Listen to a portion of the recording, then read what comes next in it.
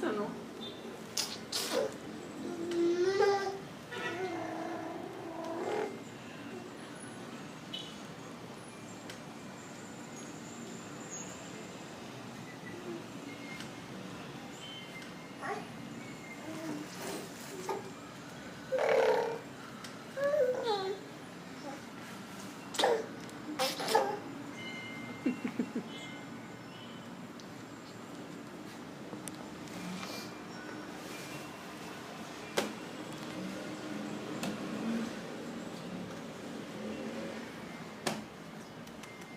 Quando se refiere a Mateo, persona que va a vivir. Nene, Señor.